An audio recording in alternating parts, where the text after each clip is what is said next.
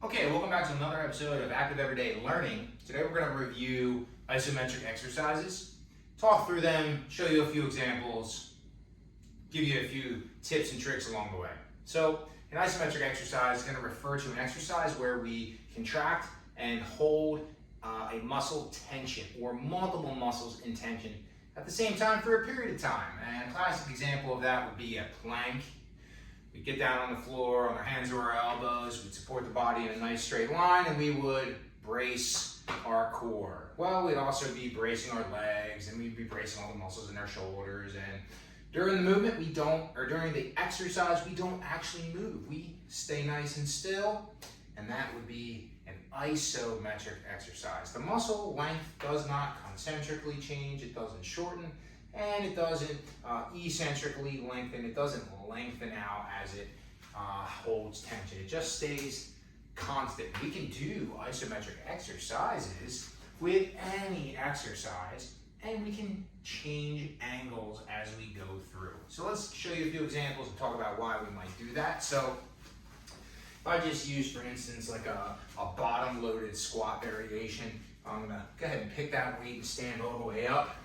And so at the top of the rep, sure, I could just stand here and hold the weight, and I'd be working my grip strength and my posture, and just spending time holding this position in and of itself can be an exercise, and that can be an isometric exercise. But if we continue along with the idea of a squat, typically you might see things that go down and up, both eccentric and concentrically moving. For our isometric, we would lower into a position and stop. And at this fixed position, we're going to be gaining the most amount of strength from the exercise, not above this position and not below this position. And so an advantage to doing these, I'll go a little lower,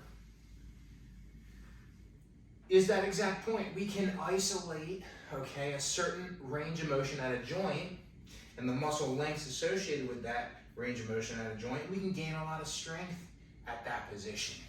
And so we could use isometrics to get a lot of strength in a position where we lack a lot of strength.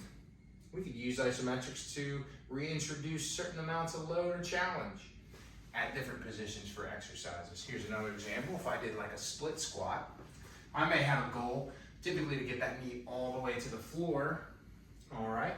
And so when I do my split squat, I could go down a quarter and hold as an isometric position and stand, or I could go down halfway, same idea, and stand.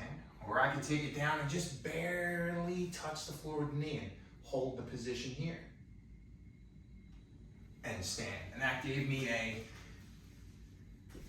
3, 4, maybe 5 second isometric hold at the bottom.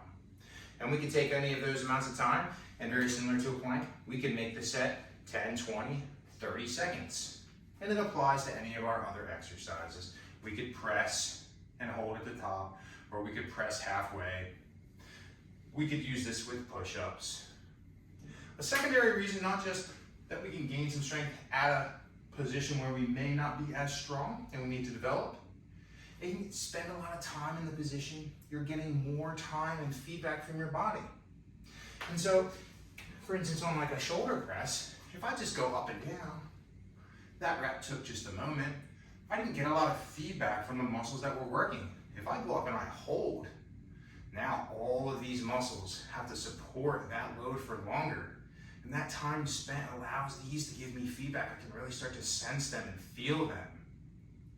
And so, not only, again, for developing certain amounts of strength in positions, but also to develop your connection to the exercise, how well you're doing the exercise, the muscle groups that you're targeting. And so, enhancing your process for learning and exercise. Okay, so we'll wrap it up there. That's isometric exercises. That's active everyday learning. And we'll see you next time.